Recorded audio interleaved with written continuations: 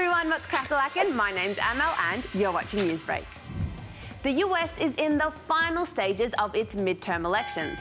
They happen halfway through a president's term in office and will have a huge effect on how the country functions going forward.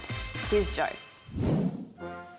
America, land of the lawn posters and home of the voting booths. Or at least that's what it's been like for the past few days, as Americans cast their votes in the midterm elections. They happen slap bang in the middle of a president's stint in office, but they don't directly affect the presidency. Instead, it's a chance for voters to choose who they want to be things like governors, city mayors, and most importantly, Congress.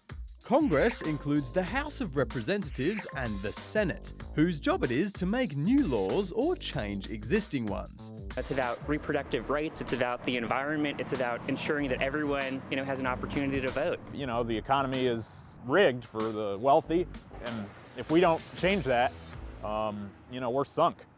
How people vote here may also influence the next presidential election in 2024. So, President Biden and other Democrats have been campaigning hard, and so has former Republican Pres Donald Trump, who's even suggested he might run for the top job again in 2024. I will very, very, very probably do it again, okay? Very probably.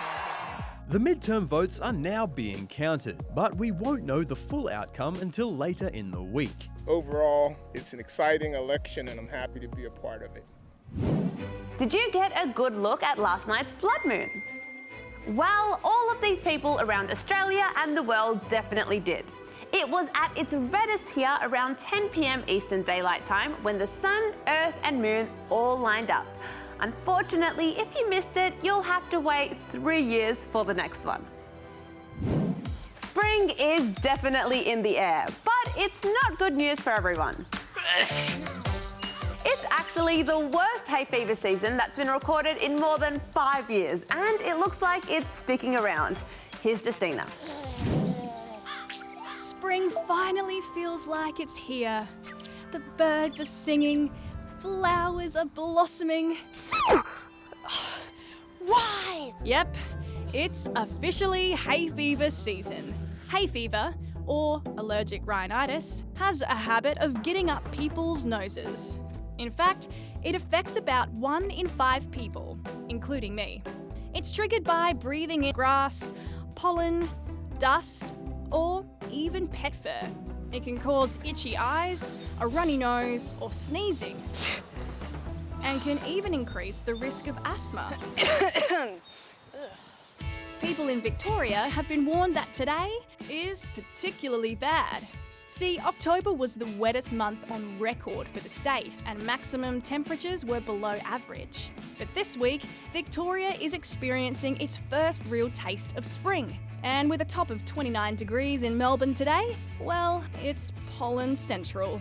But if it's really bad, you can talk to a health professional about it. Try staying inside more on warm, windy days, wearing a mask, and putting a little more space between you and your furry friend.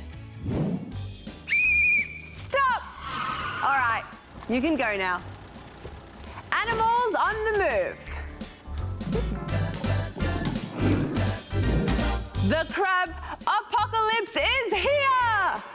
No, not really. It's actually the annual red crab migration on Christmas Island. Every year, the crabs trek up to 20 kilometres from the rainforest all the way to the coast so they can have cute little crab babies. It's a relaxing day of fishing, and then... wowza! Yep, this mako shark decided to crush a fishing trip in Whitianga, New Zealand. It was something that doesn't happen every day, so it was quite a surprise. That's the captain of the boat, who says the shark hung around for about 2 minutes before splashing away. I hope it's the closest counter I ever have, to be fair. Can't come through. See you later. Sorry. Have to let traffic through.